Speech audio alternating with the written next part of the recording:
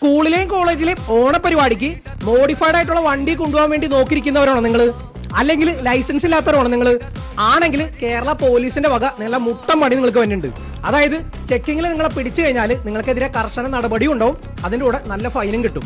ഇനി നിങ്ങൾക്ക് ലൈസൻസ് ഇല്ലെങ്കിലോ നിങ്ങളുടെ വീട്ടുകാരും കൂടി ഇതിൽ പ്രതി ചേർക്കും. അപ്പൊ അതുകൊണ്ട് സ്കൂളിലും കോളേജിലും പഠിക്കുന്ന നിങ്ങളുടെ ഫ്രണ്ട്സിനും കസിൻസിനും ഈ റീല് ഇപ്പൊ തന്നെ അയച്ചു കൊടുത്തു. കേരളത്തിലെ എല്ലാ സ്കൂളുകളും കോളേജുകളും കേന്ദ്രീകരിച്ച് നല്ല ടൈറ്റ് ആയിട്ടുള്ള ചെക്കിംഗ് ഉണ്ടാവുന്നു. അങ്ങനെ പിടിക്കപ്പെട്ട് കഴിഞ്ഞാൽ, അതായത് നിങ്ങൾക്ക് ലൈസൻസ് ഇല്ലാതെയോ അല്ലെങ്കിൽ മോഡിഫൈഡ് വണ്ടി ആയിട്ടോ ഇങ്ങനെ നിങ്ങൾ പിടിക്കപ്പെട്ട് കഴിഞ്ഞാൽ നിങ്ങൾക്കെതിരെ നല്ല കർശന നടപടി ഉണ്ടാവും, നല്ല ഫൈൻ അടക്കേണ്ട വരും. അതിന്റെ കൂടെ ഈ വണ്ടി ആരാ നിങ്ങൾക്ക് തന്നു വിട്ടേന്ന് വെച്ചാൽ നിങ്ങളുടെ വീട്ടിലെ വണ്ടിയാണെന്നുണ്ടെങ്കിൽ നിങ്ങളുടെ പാരന്റ്സിനെതിരെ, അല്ലെങ്കിൽ വേറെ ആരെങ്കിലും വണ്ടിയാണെന്നുണ്ടെങ്കിൽ ആ തന്നു വിട്ടവർക്കെതിരെ നടപടി എടുക്കുന്നതാണ് തൃത്താല പോലീസ് പറയുന്നത്.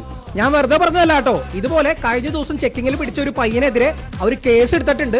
ആ പയ്യന്റെ വണ്ടി കോടതിയിൽ ഹാജരാക്കുന്നതാണ് പോലീസ് പറഞ്ഞത്. അപ്പൊ എല്ലാവരും സൂക്ഷിച്ചോ.